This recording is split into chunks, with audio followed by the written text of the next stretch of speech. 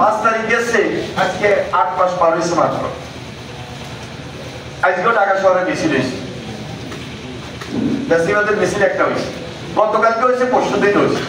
হঠাৎ করে জটিকা মিছিল করে দর্দি ফলাই।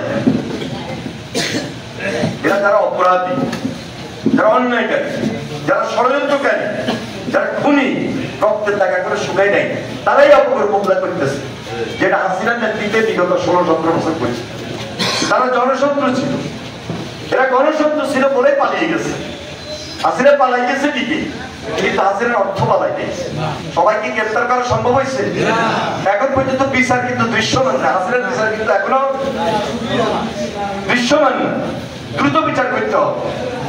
হাসিনার পরিবারের যারা এই দুঃশাসন দুর্নীতির সঙ্গে জড়িত, যারা ইউনিয়ন পর্যায়ে, ওয়ার্ড পর্যায়ে গডফাদার হিসাবে চিহ্নিত থেকে মানুষের অত্যাচার, নির্যাতন, দুঃশাসন তৈরি করছিল, তাদের বিচারও দৃশ্যমান করতে হবে।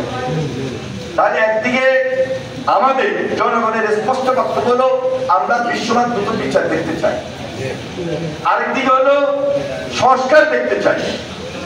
নির্বাচনের জন্য সংস্কার খুব জরুরি না? এবং বিচার প্রক্রিয়ার মধ্য দিয়ে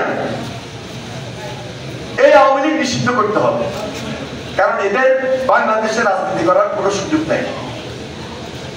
এরা যদি এই যে জটিকা মিছিল করি, হঠাৎ করে আসি, এইভাবে আবার ফেস্টিভ্যাল কায়েম করে, তাহলে জনগণের দুর্ভোগ আছে।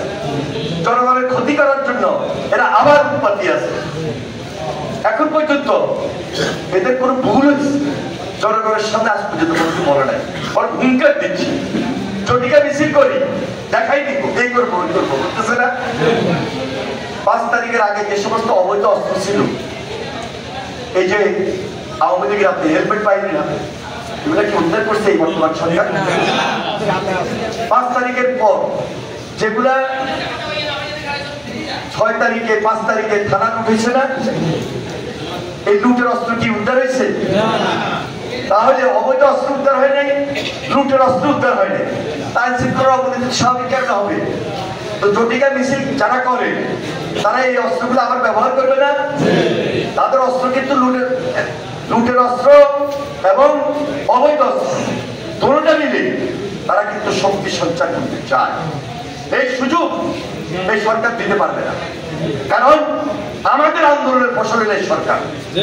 এই জন্য এই সরকারের কাছে আমাদের দাবি বেশি, প্রত্যাশার জায়গা থেকে দাবি যে অবিলম্বে অস্ত্র উদ্ধার করতে হবে। অস্ত্র যদি উদ্ধার না হয়, এই অস্ত্র আমাদের বিরুদ্ধে আবার ব্যবহার করবে। সুতরাং আমরা প্রশাসনের কাছে যা বলি, প্রশাসন এখন পর্যন্ত সেটা করছে না, উপরে সিদ্ধান্ত পাচ্ছে না।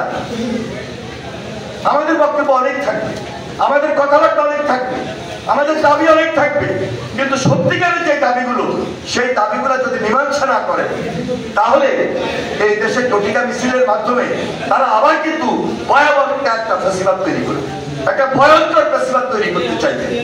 এই সুযোগ বাংলাদেশের মানুষ আর কখনো দিবে না, দিতে চায় না। আর দিতে যেহেতু চাই না, যেহেতু দেওয়া হবে না, সেজন্য এই সরকারকে আরো বেশি তৎপর হতে হবে।